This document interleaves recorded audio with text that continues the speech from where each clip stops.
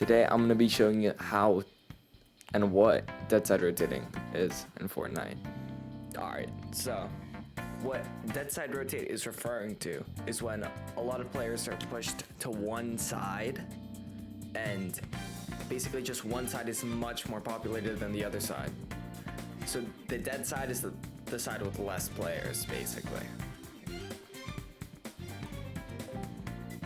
Alright, we can actually see this put into practice and the FNCS trials where we played on stream.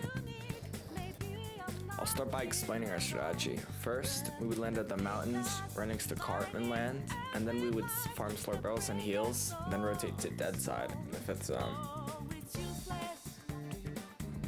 We made sure not to avoid any unnecessary fights. We also made sure to farm our materials so we'd be set for endgame and get good movement.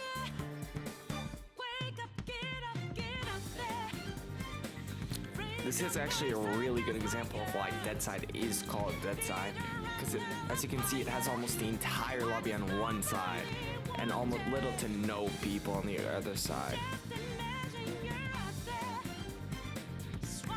In a bit, once I show you the gameplay footage, you can see how big the deadside difference actually makes, because once we took control on deadside, and because there was nobody, when it pulled back to us, everybody had to rotate and we could just sit up and spray everybody. And if we were better, maybe we would have gotten some kills, but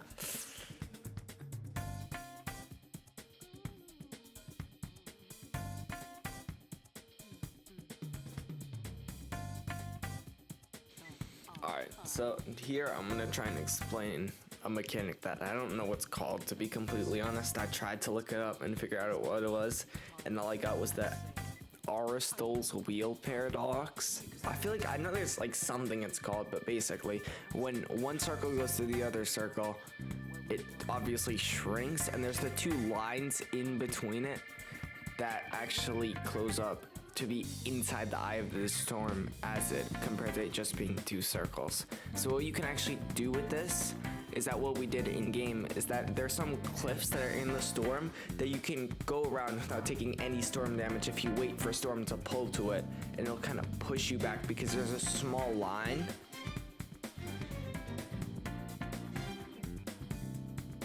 Alright, so right now in real time you can kind of see what's happening. If you look at that little canyon bit, in a bit when it speeds up, you can actually see the storm pulling back and pushing back, where the storm actually opens up right where it is now.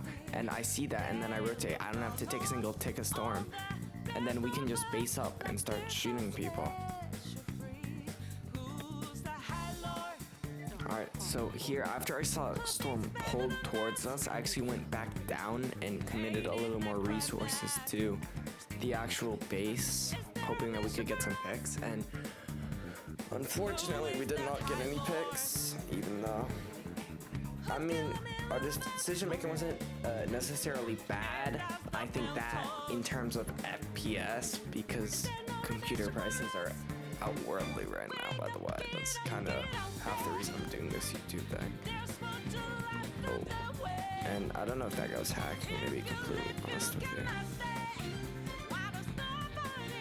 But back to the video. So what happens is it actually ends up pulling back to it. We get some tags, but we don't actually get anything pretty big.